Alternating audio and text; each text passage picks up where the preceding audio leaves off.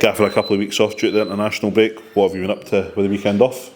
Weekend off, went to East Fife, went and watched East Fife, just kind of watched international football, went to East Fife, Dumbarton, watched wee Sam and Lewis, so spent a wee bit of time watching them. That's a couple of games I've been to East Fife, to be fair, so it's good to kind of go out and keep an eye on them. The two of them done really well in the game.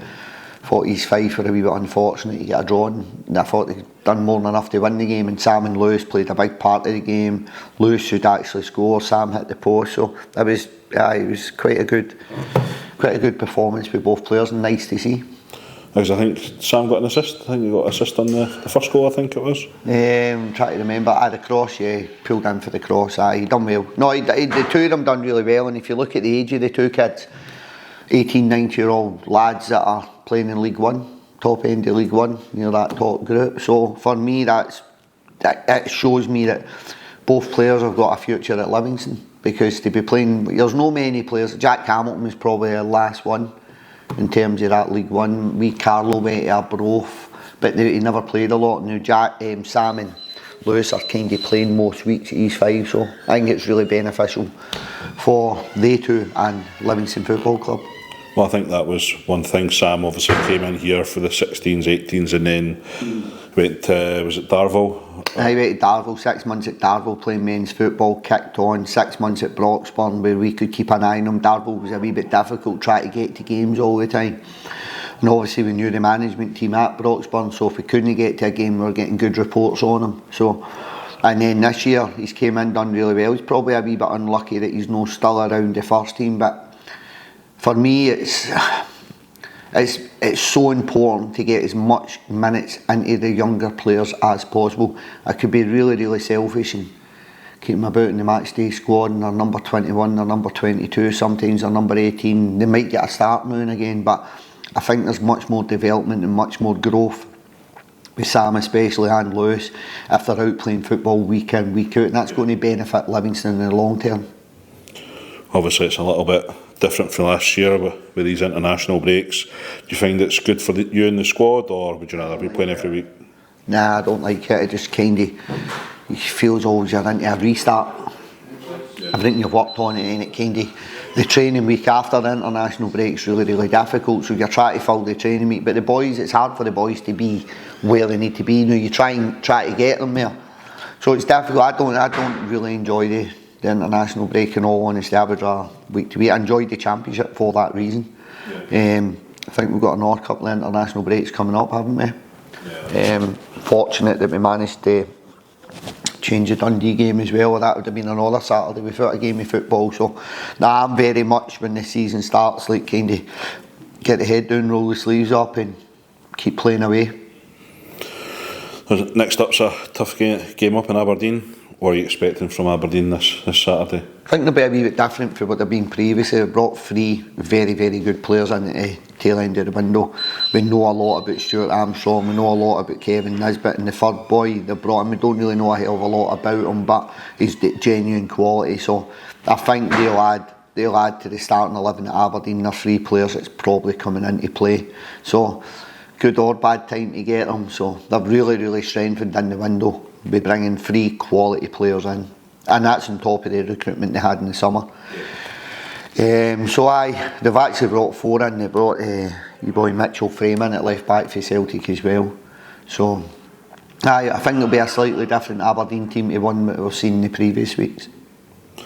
Obviously the league table's looking a wee bit different, I think, just with a few teams in different positions, and Aberdeen are obviously at the bottom of the table, but that doesn't make the game any easier, does it? I think I honestly try and not really look at the league table. I know roughly, but I don't spend a lot of time. Well, it's match day 1, match day 38.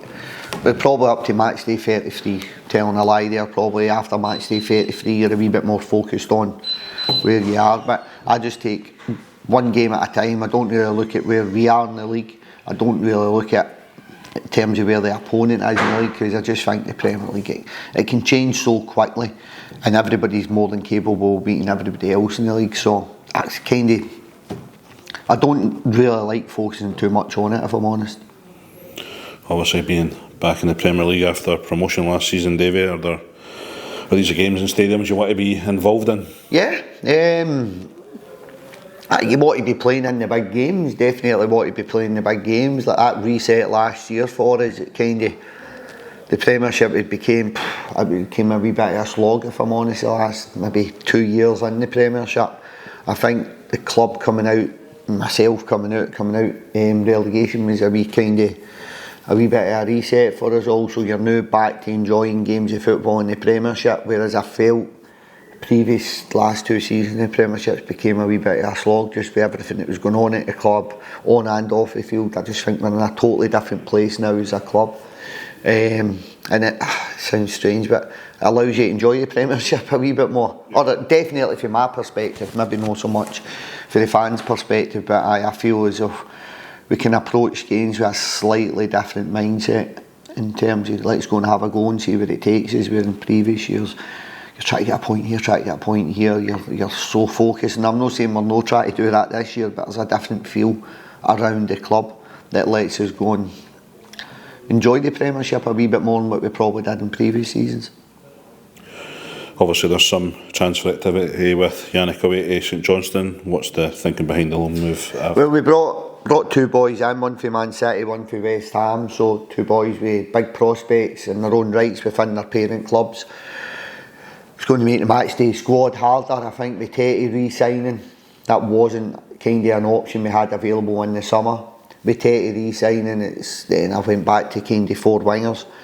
I think there's a part with Yannick.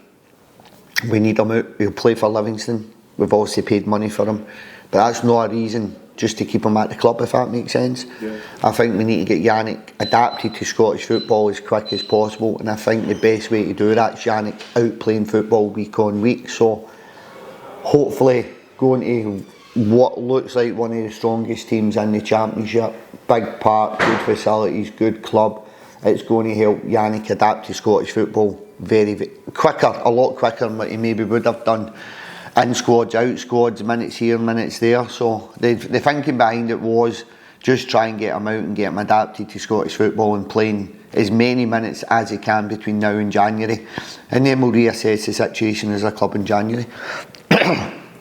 Obviously I think the most notable person that went away was Joe when he went to Arbroath, and it's probably the mindset of a player is going away, making a point, settling in. And it was kind of the analogy I used with Yannick. I said there's boys come up, and I think it's a wee bit easier coming from down south and adapting to Scottish football. It's the UK, so it's easier to adapt, whereas sometimes Yannick came for the Austrian second division, he's German national, so there's cultural differences there first and foremost. You're moving away from home, you're in a different country, and the style of playing, the style of football. So I think getting Yannick out, similar to what we've done with Joel Newbley. Joel was probably one of the most successful ones during that period. Jack Hamilton previously was quite successful in his loan spells. I think just getting boys out playing football at the best level we can gives them a real good chance of having fast tracking their career at Livingston, because there is an adaptation process to any new player coming to the football club. You touched upon Mohan Jr. as well. What can fans expect from both of these guys? Totally different boys, if I'm honest. Like dealing with West Ham, dealing with Man City was different. So West Ham's probably got that more industrial feel about it. And again, you can kind of see the characteristics. So the culture at West Ham's slightly different from the culture at Man City. Just financially, first and foremost, it's different stratospheres, really. So Junior's got a real hard. He's a wee bit similar to Jamie Brandon. He gets up and down the line, likes a tackle, really offensive minded, but can do the dirty side of the game. Mo's really technically gifted footballer who understands his role within that. I don't think you get to where Mo's been at Man City in terms of he's played first team minutes in the Champions League against Belgrade. He's actually sat on the bench against some top opposition in the Champions League. He's played League One football, so the two players are kind of in different areas. But you're getting a really technically gifted footballer from Man City, and you're getting and I'm not saying Junior's not technically gifted, you're getting a real a right back from West Ham. It can go and do the dirty side of the game, likes the tackles, likes the run, got great energy, and just everything's in kind of instilled in him for that work ethic. Likes to go and work, and whereas you're getting probably a little bit more of a technically gifted player from Man City who's came through the system and is still in the Man City system. So two real exciting prospects. Two of them will play a part in the squads, match day starting 11, match day squads, but they've got to go and earn the right to do that as well.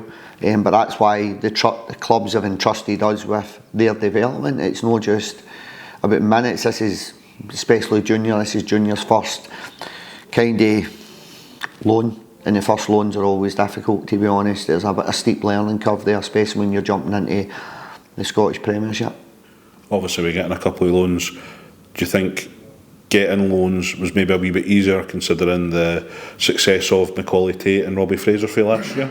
Maybe, but I think just playing in the Premiership's made it a wee bit easier. So again, the last couple of days of window, Liverpool, Chelsea, Man City, West Ham, had a lot of clubs that kind of contacted myself to see what we were looking for. So I think just being in the Premiership's kind of that allows these clubs to look at the level that their players could potentially be playing. But it is a hard level. I think Celtic took a boy from Man City and he's not had a lot of minutes there now. So I think there is a steep learning curve coming from wherever your academy is, West Ham, Man City, Liverpool, whatever that's going to be, there is a steep learning curve, but it's why the boys get sent here. It's to kind of learn the ropes of first team football. But Mo has played 700-800 minutes for Pittodrie in League One, so he's got a wee bit more kind of experience in that respect.